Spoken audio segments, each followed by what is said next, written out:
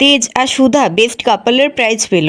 সম্পূর্ণটা জানতে ভিডিওটি স্কিপ না করে দেখতে থাকুন।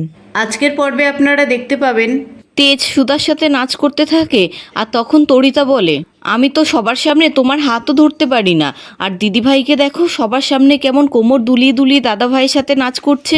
তখন তরিতার বর বলে, তুমি এই সব কিছু দেখে রেখো, সময় মতন ঠাম্মির কানে তোমাকেই কথাগুলো দিতে হবে। তখন তেজ মনে মনে বলে, আপনি আমার জীবন নিয়ে কেন খেললেন সুধা? তখন সুধা মনে মনে বলে, আমি আপনার জীবন নিয়ে খেলিনি, আপনি মনের চোখ দিয়ে আমাকে একবার দেখলে বুঝতে পারবেন।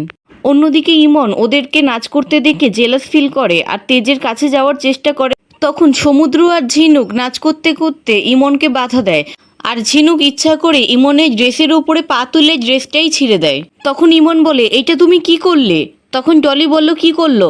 আমরা তো সবাই নাচছিলাম এখানে, তুমি তো আমাদের এখানে ঘুরঘুর করছিলে। তখন ইমন বলে, তুমি দেখলে না আমার এত দামি ড্রেসটা ছিঁড়ে গেল? তখন ঝিনুক বলে, বুঝলে তো ডলি, নাচ না জানলে সবাই উঠোনকেই বেকা বলে। তখন ইমন বলে, তোমরা যে হাসছো, তোমরা জানো এই ড্রেসটার দাম কত? তখন ঝিনুক বলে, এমনিতেই তো তুমি ছেঁড়া খোড়া ড্রেস পরে থাকো, এটা আর একটা নতুন ডিজাইন হয়ে গেল। তারপর ইমন অ্যানাউন্সড করে, এবারে সবাই সবার ভালোবাসার মানুষের কাছে এই গোলাপটা পৌঁছে দেবে। তখন তেজ ইমনের আগের বলার কথাগুলো ভাবতে থাকে। তখন সুধা বলে, সবার সামনে আপনাকে অপ্রস্তুত হতে হবে না, আমি জানি আপনি আমাকে ভালোবাসেন না, আর ভালো না বাসাটাই স্বাভাবিক, পরপর এমন কয়েকটা ঘটনা ঘটলো, আমার কপালটাই খারাপ।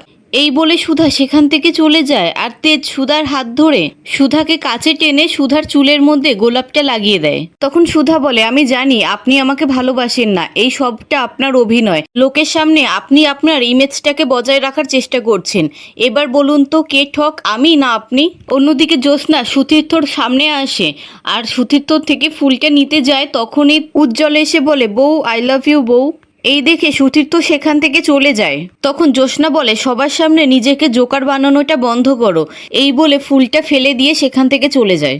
অন্যদিকে তেজের দাদু তেজের ঠাম্মিকে বলে, এই বাড়ির ছোটরা হয়তো নাই জানতে পারে, কিন্তু তুমি তো জানতে জ্যোৎস্না দিদিভাই অন্য কাউকে ভালোবাসে, তা জানার পরেও দিদিভাইয়ের বিয়ে অন্য কারোর সাথে তুমি জোর করে দিলে। তখন তেজের ঠাম্মি বলে, আমি জোর করে বিয়ে দেওয়ার ফলে দিদিভাই সুখেই আছে, আমি যা করেছি দিদিভাইয়ের ভালোর জন্যই করেছি, আজ পর্যন্ত এই কাননবালা দেবী কোনো সিদ্ধান্ত নিতে ভুল করেনি, আর ভবিষ্যতেও নেবে না। তখনই সেখানে তেজের মা তেজের দাদুর জন্য চা নিয়ে আসে, আর তেজের ঠাম্মি মনে মনে বলে, বড় বৌমা সব কথা শুনে ফেললো না তো? অন্যদিকে ইমন ইচ্ছা করে সুধার পায়ের ওপরে পা তুলে দেয়, আর সুধা ধাক্কায় একজনের কফি পড়ে যায়। তখন লোকটি সুধাকে সরি বলে, সুধা বলে, না না ঠিক আছে, আমার জন্যই তো কফিটা পড়ে গেল। তখন ইমন এসে বলে, এত নাটক কেন করো সুধা, বলো না এত বড় জায়গায় আসার অভিজ্ঞতা নেই তোমার, তাই এই সব কিছুর সাথে তুমি মানিয়ে নিতে পারছো না? তখন তেজ সুধাকে টেনে বলে, আপনি দেখে শুনে চলতে পারেন না, সবাইকে অপমান করার সুযোগ কেন করে দেন? তখন সুধা বলে, সে তো আপনিও আমাকে পদে পদে অপমান করেন। তখন তেজ বলে, আমি আপনার স্বামী, আমি আপনাকে অপমান করব, রাগারাগি করব, আপনার সাথে ঝগড়া করব, বকবো, কিন্তু অন্য কাউকে আপনাকে অপমান করতে আমি দেব না। তখন সুধা বলে, আমি ইচ্ছা করে করিনি, কেউ আমার পায়ে আঘাত দিয়েছে, ওই জন্য আমি পড়ে গেছিলাম, কিন্তু আমি এবার যেতে পারবো। তখন সুধা হাঁটতে পারে না, আর তেজ বলে, দেখি কোথায় ব্যথা লেগেছে দেখি। তারপর তেজ ওয়েটারকে বরফ আর ফার্স্ট এড বক্স নিয়ে আসতে বলে। তখন সুধা অনেকবার বারণ করে, কিন্তু তেজ কোনো কথা শোনে না, সুধার পায়ে বরফ লাগাতে থাকে। তখন তরিতা এসে ইমনকে বলে, তুমি তো কিছুই করতে পারলে না। তখন ইমন বলে, সঠিক সময়ের অপেক্ষা করছি, আমি চাইলেই এক্ষুনি সুধার সব ন্যাকামো আমি বার করে দিতে পারি, কিন্তু সঠিক সময়ের অপেক্ষা এই ইমন হালদার করতে জানে। অন্যদিকে তেজের মা ঘরে বসে বসে জ্যোৎস্নার বলা কথাগুলো ভাবতে থাকে। জ্যোৎস্নাকে যখন জোর করে বিয়ে দেওয়া হচ্ছিল, তখন জ্যোৎস্নার মাকে বলেছিল সে এই বিয়েটা করতে চায় না, সে সুতীর্থকে ভালোবাসে। ঠাম্মিকে রাজি করানোর অনেক অনুরোধ করেছিল, কিন্তু তখন তার মা বলেছিল, এই বাড়িতে ঠাম্মির কথাই শেষ কথা, আমার কথা কেউ শুনবে না, তোর মা অপারগ, তোর জন্য তোর মা কিছুই করতে পারবে না, আর তোর ঠাম্মি যা সিদ্ধান্ত নেবে ঠিকই নেবে। তখন জ্যোৎস্না বলে, তুমি কিছু করতে পারবে না তো, তাহলে যা করার আমিই করব, আমি এই বাড়ি ছেড়ে চলে যাব। আমি জানি তোমরা আমার কথা না শুনলেও ভাই আমার কথা ঠিকই শুনবে, আমি ভাইকে সবটা জানাবো, আর আজকেই আমি সুতীর্থর সাথে পালাবো। তখনই সেখানে ঠাম্মি এসে জ্যোৎস্নাকে চড় মারে আর বলে, কি বললে তুমি? এই বাড়ি ছেড়ে পালিয়ে যাবে? এই বাড়ির মান সম্মান নষ্ট করবে? তুমি এই বাড়ি ছেড়ে কোথাও যাবে না, না হলে এই কাননবালা দেবীর মরা মুখ দেখবে তুমি। অন্যদিকে জ্যোৎস্না সুতীর্থকে বলে, তুমি আমাকে ভুল বুঝো না, তুমি তো জানো আমি তোমাকে কতটা ভালোবাসি। তখন সুতীর্থ বলে, এই ভালোবাসার কোনো দাম নেই, কারণ তোমার হাজবেন্ড আছে, আমি চাই না আমার জন্য তোমার জীবনে ঝড় উঠুক। তখন জ্যোৎস্না বলে, ঝড় তো অনেক আগেই উঠে গেছে, আর সেই ঝড়ে আমরা অনেক আলাদা হয়ে গেছিলাম, কিন্তু এবার আমি সবটা ঠিক করে দেব। তখন সুতীর্থ বলে, সব শেষ হয়ে গেছে, আর কিছু ঠিক হওয়ার নেই।